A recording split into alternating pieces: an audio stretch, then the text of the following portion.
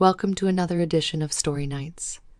Tonight's story is entitled The Time Traveler's Cafe. Enjoy listening. In the heart of New York, tucked away between skyscrapers and neon signs, there stood a quaint cafe known as the Time Traveler's Cafe.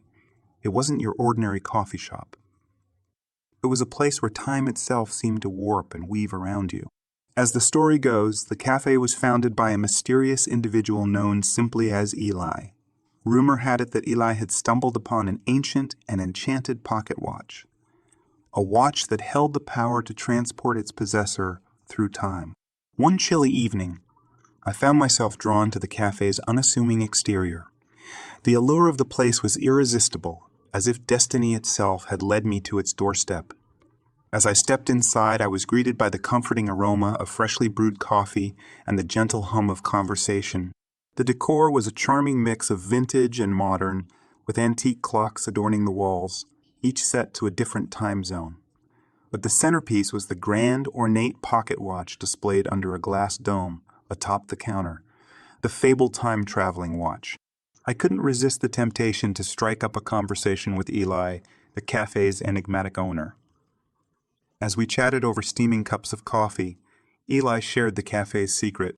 "This place," he said, his eyes twinkling with a hint of mischief, "is a portal to different moments in time. Each cup of coffee is brewed with a touch of history, and every bite of pastry comes from a different era." Intrigued, I ordered a cappuccino, and with each sip, I was transported to a bustling cafe in 1920s Paris. I could hear the lively discussions of artists and philosophers, feel the creative energy in the air. It was as if I had stepped into a painting by Picasso himself. With a bite of a croissant, I found myself in the Victorian era, surrounded by elegantly dressed ladies and gentlemen, the clinking of teacups and saucers providing a soothing melody.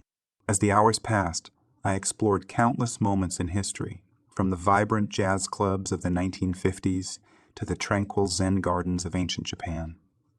The cafe was a time traveler's dream, a place where the past and present converged in perfect harmony.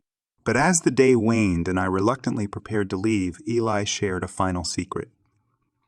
"The real magic of this cafe," he said, "is not just in the time-traveling experiences. It's in the connections you make with others."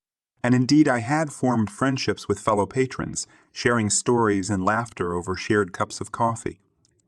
We were bound by our shared love for the extraordinary cafe and the remarkable journeys it offered. As I stepped back onto the bustling city street, I couldn't help but smile. The Time Traveler's Cafe had given me more than just a taste of history. It had reminded me of the timeless power of human connection. And so I left that enchanted place with a heart full of gratitude, knowing that in a world where time often seemed to rush by, there were moments like these where time stood still, and friendships blossomed in the most unexpected of places.